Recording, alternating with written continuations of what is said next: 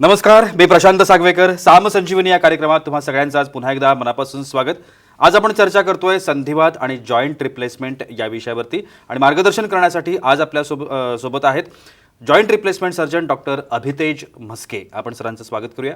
Sir, कार्यक्रमात मनापासून स्वागत. नमस्कार. चर्चेला सुरुवात करायची आहे, मात्र त्याआधी आपण सरांची थोडक्यात ओळख करून घेऊया. डॉक्टर अभितेज म्हस्के हे MS ऑर्थो आहेत. FRCS ऑर्थो हे सुद्धा त्यांनी केलेलं आहे आणि fellowship of European board of orthopaedic and traumatology fellowship in primary and revisional joint replacement हे त्यांनी UK आणि आयर्लंड इथून पूर्ण केलेलं आहे. एवढंच नव्हे तर UK आणि आयर्लंडमध्ये त्यांना 10 वर्षांचा अनुभव देखील आहे. आजच्या या विषयासंदर्भात तुम्ही देखील प्रश्न विचारू शकता. सरांचे नंबर आता TV स्क्रीनवरती आहेत, त्यामुळे तुमच्या शंका ज्या काही मनामध्ये असतील तुम्ही थेट या नंबरवरती निश्चितपणाने विचारू शकता. सर, पुन्हा एकदा स्वागत आहे कार्यक्रमामध्ये. सगळ्यात पहिल्यांदा आर्थरायटिस म्हणजे काय आणि त्याच्यामध्ये काही स्टेजेस वेगळ्या काही असतात का? आर्थरायटिस बेसिकली आपण ज्याला संधिवात असं म्हणतो. जसं आपले सांधे असतात त्याच्या एंडवर असं गुळगुळीत असं कुर्च्या म्हणजे कार्टिलेज असतं आणि वयामानाप्रमाणे त्याची झीज होत असते. म्हणजे वयामानाप्रमाणे पाणी कमी होतं कार्टिलेजमध्ये आणि झीज झाल्यावर खालचं जे हाड असतं ते एक्सपोज होऊन त्याला आर्थरायटिस म्हणतात आणि म्हणून वेदना खूप जास्त होतात. याच्या स्टेजेस म्हणजे हळूहळू जसं जसं वय वाढत जातं तसे तसे कार्टिलेज हळूहळू बारीक होऊन मग ते चितडे पडत जातात आणि मग त्याचं पूर्ण झीज होऊन ज्यावेळेस हार्ड एक्सपोज होते ती म्हणजे स्टेज 4. अच्छा, बरं बरं बरं. पण मग ह्याची काही कारणं किंवा लक्षणं असं आपल्याला काही सांगता येईल? 2 मेजर टाईपचे सांधिवात असतात, म्हणजे आम्ही त्याला आर्थरायटिस म्हणतो. प्रायमरी आर्थरायटिस आणि सेकंडरी आर्थरायटिस. प्रायमरी आर्थरायटिस म्हणजे जे वयामानाप्रमाणे जे होतं, ज्याला ऑस्टिओ आर्थरायटिस आपण म्हणतो ते, म्हणजे जे 50-60 नंतर सुरू होतं. आणि सेकंडरी आर्थरायटिस म्हणजे जे असतात त्याचे 3-4 प्रकार आहेत. जसं इन्फ्लेमेटरी आर्थरायटिस, जसं आपण गाऊट म्हणतो किंवा रुमॅटॉइड आर्थरायटिस ऐकले असतील, हे इन्फ्लेमेटरी आर्थरायटिसचे प्रकार असतात. दुसरं प्रकारचं म्हणजे पोस्ट ट्रॉमॅटिक, म्हणजे ज्या सांध्यांना जिथे फ्रॅक्चर झालं असेल तर त्यांच्यामध्ये कधी कधी आर्थरायटिस निर्माण होऊ शकतं पुढे जाऊन. तर ह्याची काय वय नसतात. हे ज्यावेळेस इन्फ्लेमेटरी आर्थरायटिस आपण 20 आणि 30 मध्ये पण सुरू होऊ शकतात. आणि पोस्ट ट्रॉमॅटिक आर्थरायटिस ज्यावेळेस तुमचं फ्रॅक्चर झालं असेल त्याच्या 5-10 वर्षानंतर सुरू होतं. तर हे आर्थरायटिसचे बेसिक प्रकार आहेत. बरं बरं बरं. आणि लक्षणं याच्या संदर्भात काही आपल्याला? लक्षणं आता जसं आर्थरायटिस सगळ्या सांध्यांमध्ये होतं. मनुष्य असा एकच प्राणी आहे जो 2 पायांवर चालतो, म्हणून खुब्या आणि गुडघ्याच्या सांध्यांमध्ये हे जास्त होतं. अच्छा. म्हणजे आता खुब्याच्या आर्थरायटिसचे लक्षणं म्हणजे जांघेमध्ये त्यांना दुखणं, समोर मांडीमध्ये त्रास होणं, मांडीपर्यंत दुखणं, कधी कधी गुडघ्यामध्ये पण खुब्याच्या आर्थरायटिसमुळे त्रास होऊ शकतो.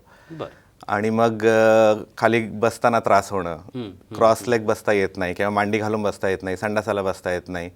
जसं जसं आर्थरायटिस वाढत जातं तसं तसं पाय स्टिफ होत जातो, म्हणजे जाम होत जातो खुबा.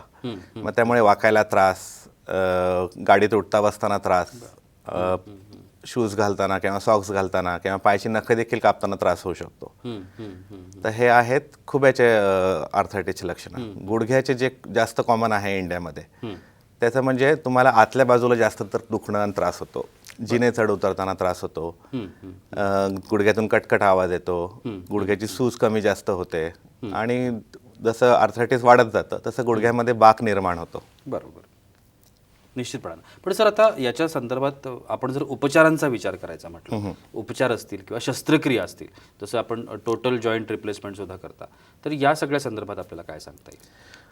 उपचार म्हणजे जसे ट्रीटमेंट ज्या स्टेजनी सुरू होतं आर्थरायटिस, ज्या स्टेजला आपल्याकडे पेशंट येतो त्याप्रमाणे आपण त्याला ट्रीटमेंट देतो. सुरुवातीला आपण जसं आहे की लाईफस्टाईल मॉडिफिकेशन्स आपण ज्याला म्हणतो, म्हणजे वजन कमी करणे, समज जिना चढ उतरताना त्रास होत असेल तर लिफ्टचा वापर करणे, खाली बसणं संडासला अवॉइड करणे, कमोड वापरणे, जेवायला मांडी घालून खाली न बसता खुर्चीचा वापर करणे, हे लाईफस्टाईल मॉडिफिकेशन झाले. मग आपण त्याच्याबरोबर त्याला पेन किलर्स देतो, ॲनाल्जेसिक्स देतो, अँटी इन्फ्लेमेटरी हे गोळ्या देऊ शकतो. गोळ्या औषधांनी थोडाफार कंट्रोल होतो. नंतरच्या स्टेजमध्ये आपण मग त्याच्याने जरी कंट्रोल नाही झाला तर मग पुढचे आपले जे आहे ते इंजेक्शन्स आहेत, म्हणजे जे आपण सांध्यामध्ये देतो इंजेक्शन्स. असे ह्याला हॅल्युरॉनिक ॲसिड इंजेक्शन्स आपण देऊ शकतो. त्याच्याने थोडाफार फरक पडतो. स्टेरॉइड इंजेक्शन्सनी पण फरक पडतो, पण त्याच्याने मूळ कारण जे आहे आर्थरायटिसचं ते करेक्ट करता येत नाही, कारण ते झीज झालेली असते, ती झीज रिव्हर्स नाही होत. बरोबर. आणि झीज जशी जशी वाढत जाते तसं मग एंड स्टेजला हे सगळं जर प्रयत्न करून बघितले असतील तर मग जॉईंट रिप्लेसमेंट हाच एक पर्याय उरतो. बरोबर बरोबर. पण मग जॉईंट रिप्लेसमेंटचा जो निर्णय आहे तो तुम्ही कधी घेता किंवा ते कुठल्या परिस्थितीत ठरवलं जातं की आता जॉईंट रिप्लेसमेंटची गरज आहे? जॉईंट रिप्लेसमेंटची गरज मोस्टली फक्त एकाच केसमध्ये असते, ते म्हणजे पेन आणि पेन.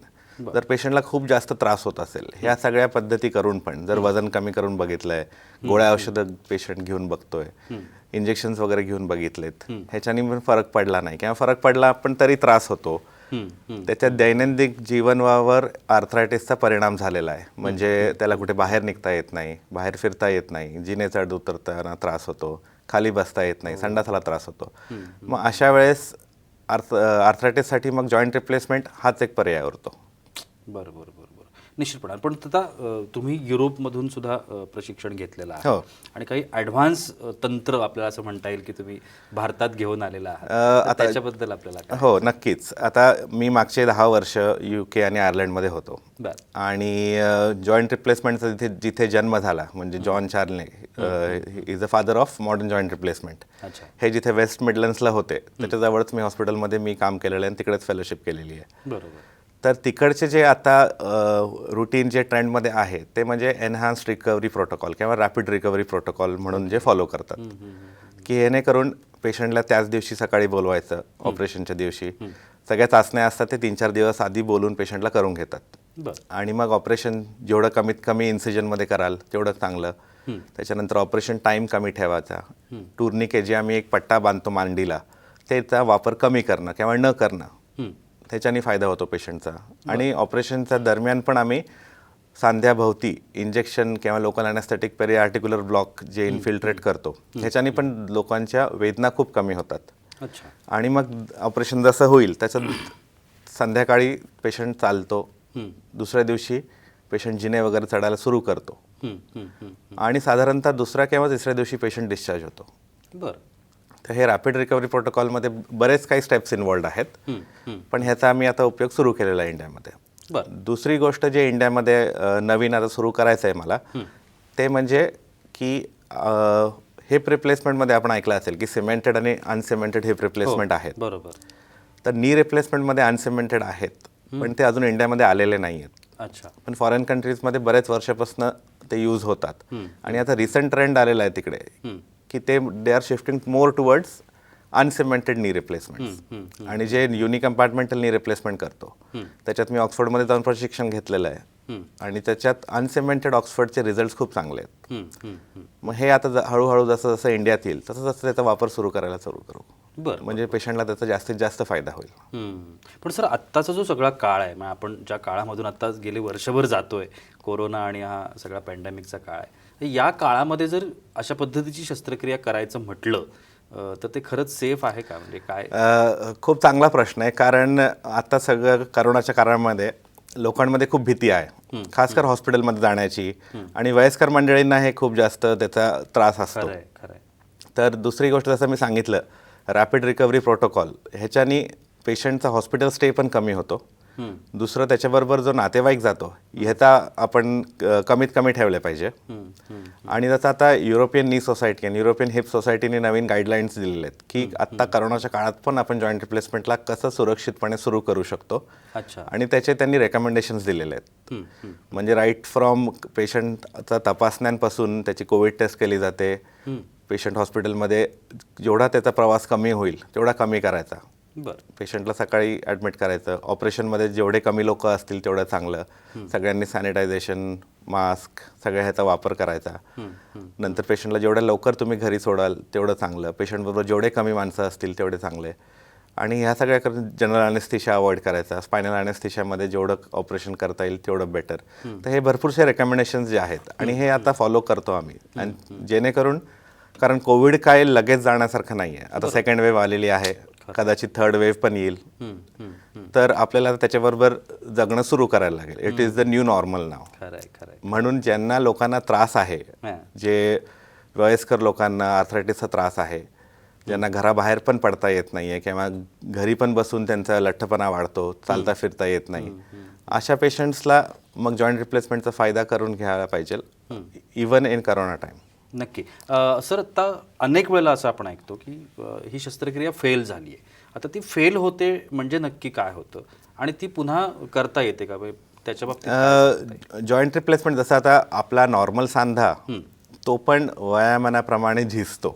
बरोबर. तर जॉईंट रिप्लेसमेंट जसं असतं की आता दोन्ही हाडांच्या एंडला आपण धातूचा सांधा चिटकवतो, सिमेंटनी सध्या चिटकवतो आणि मध्ये एक प्लास्टिकची पट्टी असते. तर जसं जसं जॉईंट आपण वापरतो कोणतीही वस्तू घर्षणामुळे ती झिजणार. बरोबर आहे. तर त्या प्लास्टिकच्या पट्टीची पण झीज होते आणि म्हणून आपण साधारणपणे पेशंटला सांगतो की एखाद्या सांध्याचं वय 15 ते 20 वर्ष असतं. बरोबर. आणि 15 ते 20 वर्षानंतर तो सांधा झिजतो आणि हळूहळू मग तो पण बदलावा लागतो. तर ते एक कारण असू शकतं. दुसरं प्रमुख कारण म्हणजे जे जॉईंट रिप्लेसमेंट फेल होतं ते म्हणजे इन्फेक्शनमुळे. अच्छा. आता आपण पूर्ण रजिस्ट्री बघितली किंवा पूर्ण आपण मागचं लिटरेचर बघितलं, आपण हे बघितले तर इन्फेक्शनचं प्रमाण 0.5 to 1% असतं जॉईंट रिप्लेसमेंटमध्ये. म्हणजे तुम्ही 100 जॉईंट केले त्यातला एक इन्फेक्ट होणार. तर प्रमाण कमी आहे तसा. पण तरी जर तो इन्फेक्ट झाला तर मग त्याला बदलावं लागतं आणि कधी कधी त्याला 2 स्टेजमध्ये बदलावं लागतं. म्हणजे एकदा पहिल्या स्टेजमध्ये आपण सांधा बाहेर काढतो आणि 6-8 आठवडे अँटीबायोटिक देऊन नंतर परत दुसरा जॉईंट टाकतो. नंतर बाकी कारणे असू शकतात फेल व्हायची की म्हणजे जसं लिगामेंट इंजुरी होऊ शकते किंवा मग सांध्याच्या भोवती फ्रॅक्चर होऊ शकतं किंवा सांध्याचं जसं झीज होते किंवा मग दुसरा सांधा त्याच्या लूज होतो, आपोआप बिना इन्फेक्शनचा पण लूज होऊ शकतो. यामुळे सांधा फेल होतो आणि मग त्याचं रिव्हिजन करावं लागतं. त्याच्यात मी प्रशिक्षित आहे. नक्की. खूप छान आणि अतिशय उपयुक्त अशा पद्धतीची माहिती आहे. डॉक्टर अभितेज म्हस्के आणि त्यांची टीम गेल्या अनेक काळापासून या सगळ्या गोष्टी करत आहेत. खरं तर या सगळ्या संदर्भात योग्य मार्गदर्शनाची आवश्यकता असते, माहितीची आवश्यकता असते आणि कशा पद्धतीने या सगळी तंत्रज्ञान जे आहे, आता सर जसं आपण गेल्या 10 वर्षांपासून बाहेरच्या देशांमध्ये शिकून आलेले आहेत आणि त्याचा उपयोग इथल्या सर्वसामान्य लोकांसाठी व्हावा म्हणून ते प्रयत्न करत आहेत. त्याच्यामुळे निश्चितपणानं तुम्ही त्यांची अपॉइंटमेंट घ्यायला हरकत नाही. TV स्क्रीनवरती आत्ता सरांचे नंबर सुरू आहेत. अजूनही खूप सारे प्रश्न आहेत मनामध्ये, सरांना विचारायचे आहेत, पण तुर्तास वेळ होते एका छोट्याशा विश्रांतीची. कुठेही जाऊ नका, पाहत रहा साम संजीवनी.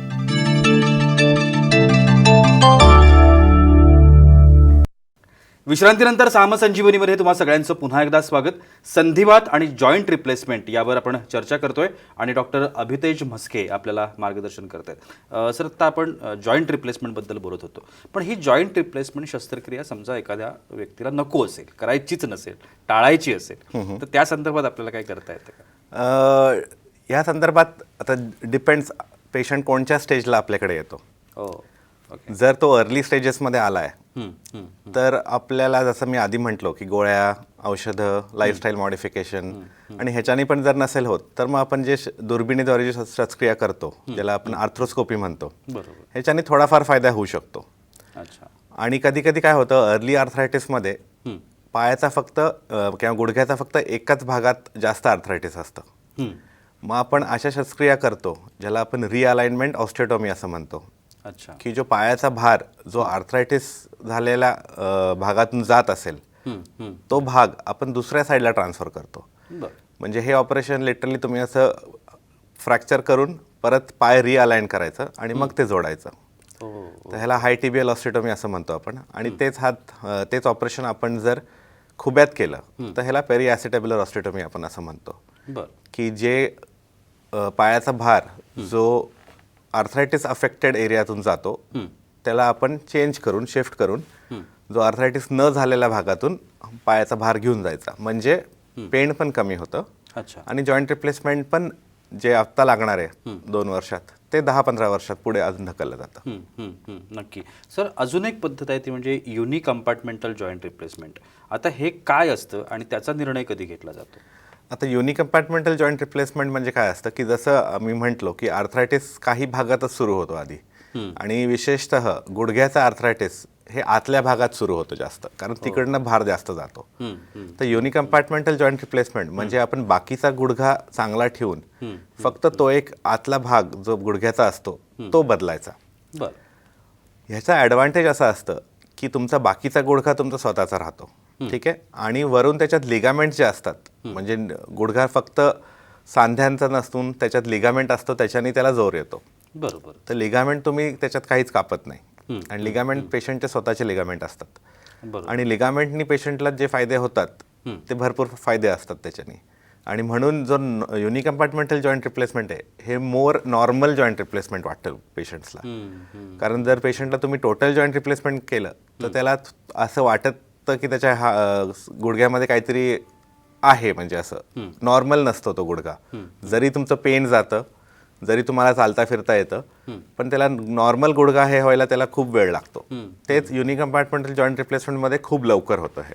बरं बरं बरं. आणि त्या सगळ्यात महत्त्वाची गोष्ट असते सगळ्या पेशंटच्या मनामध्ये, खरं तर हा प्रश्न असेल की जॉईंट रिप्लेसमेंट केल्यानंतर आपण नॉर्मल ॲक्टिव्हिटी, ज्या नैसर्गिक ॲक्टिव्हिटीज आपण म्हणतो त्या आपण करू शकतो का, आणि साधारणतः त्याला किती काळ जावा लागतो किंवा अच्छा, नक्कीच. बेसिक म्हणजे जॉईंट रिप्लेसमेंट करण्याचं उद्देश आपलं हेच असतं की पेशंटला जेवढं नॉर्मल तुम्हाला लाईफस्टाईल देता येईल तेवढं आपण देऊ. बरोबर.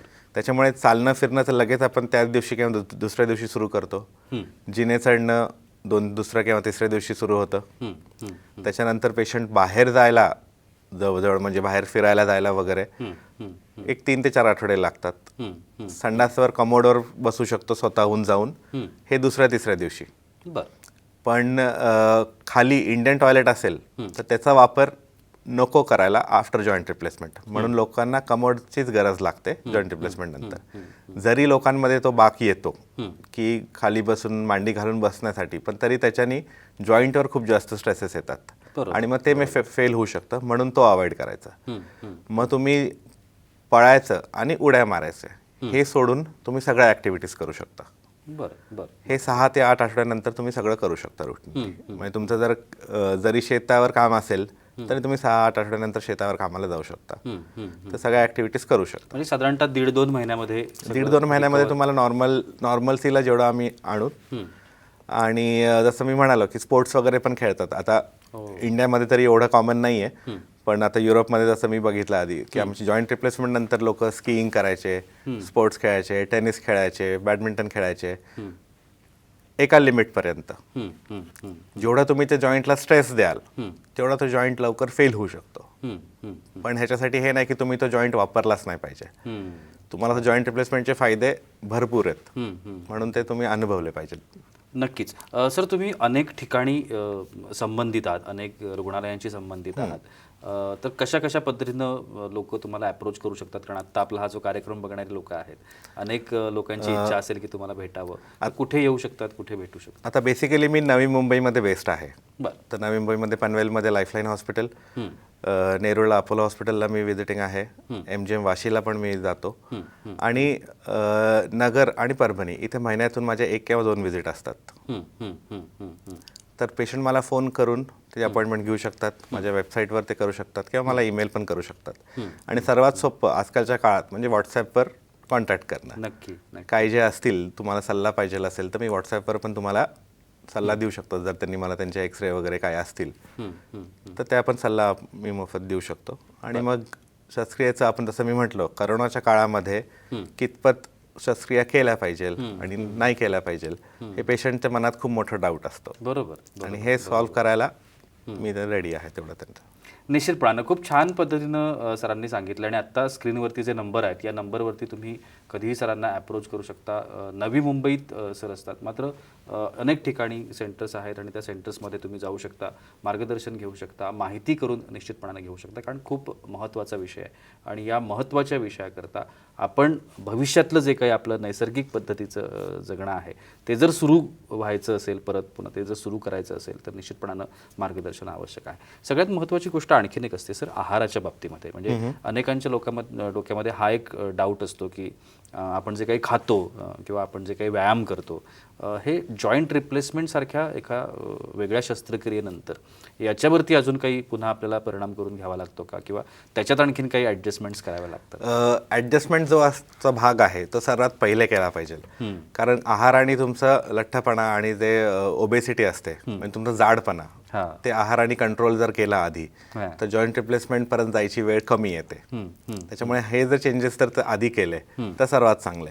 आणि जॉईंट रिप्लेसमेंट झाल्यानंतर असे काही त्याच्यात लिमिटेशन्स नाही आहे की तुम्ही हा आहार खायचा नाही किंवा ते खायचं नाही, पण परत लठ्ठ व्हायचं नाही किंवा ओबेसिटी व्हायचं नाही. कारण त्याची मी असं तुम्हाला पेशंटला सांगताना मी बऱ्याच वेळा सांगत असतो की जॉईंट रिप्लेसमेंट जसे तुम्ही ट्रकला नवीन टायर टाकण्यासारखे आहे. हो. जेवढं तुम्ही ट्रकवर जास्त लोड टाकाल तर टायर लवकर झिजतील. त्याचप्रमाणे आपण जेवढं वेट आपल्यावर पुट ऑन करू तेवढंच वेट आपल्या जॉईंट रिप्लेसमेंटनी पण जाणार. जसं आपल्या नॉर्मल सांध्यातून जातं तसं जॉईंट रिप्लेसमेंटमधून पण जातं आणि म्हणून मग ते कधी कधी लवकर पण फेल होतात. बरं बरं बरं बरं बरं नक्की. सर, आपण कार्यक्रमाच्या अगदी अंतिम टप्प्यामध्ये आहोत. जाता जाता जॉईंट रिप्लेसमेंटसारखी शस्त्रक्रिया ज्यांना आत्ता आवश्यक वाटत असेल, सल्ला दिला गेला असेल डॉक्टरांकडून, अशा आमच्या सगळ्या प्रेक्षकांना तुम्ही काय सांगाल? जॉईंट्स रिप्लेसमेंटला सामोरे जा, घाबरू नका. जे काय तुम्हाला मदतीची सल्ल्याची गरज आहे मी आहे. आणि बेसिक म्हणजे हे असतं की पेशंटला वेदनांपासून मुक्ती करायचं तेवढं ध्येय देऊन आम्ही आणि आमची टीम अशी काम करतोय. म्हणून नक्कीच सगळ्यांना फायदा देऊ आम्ही. आणि मला इथे बोलवल्याबद्दल सगळ्यांना तुमचं धन्यवाद आणि सगळ्यांना होळीच्या शुभकामना. नक्की. खूप छान असं मार्गदर्शन आपल्याला सरांनी केलं आहे. जॉईंट रिप्लेसमेंटसारख्या एका विषयामध्ये सर खूप तज्ज्ञ आहेत आणि गेल्या अनेक वर्षांपासून ते काम करत आहेत. 10 वर्षांचा बाहेरच्या देशांमधला अनुभव देखील सरांकडे आहे. डॉक्टर अभितेज मस्के यांनी आज आपल्याला या सगळ्या संदर्भामध्ये मार्गदर्शन केलं आहे. त्यांचे जे काही नंबर्स आहेत ते नंबर आता टी व्ही स्क्रीनवरती आहेत, त्याच्यामुळे तुम्ही त्यांना कधीही संपर्क करू शकता. सर, तुम्ही आजच्या कार्यक्रमात आलात आणि एवढी छान माहिती आमच्या प्रेक्षकांना दिली, त्यासाठी अगदी मनापासून आभार. धन्यवाद. आणि याबरोबरच वेळ होते इथेच थांबण्याची. कुठे जाऊ नका, पाहत रहा साम टीव्ही.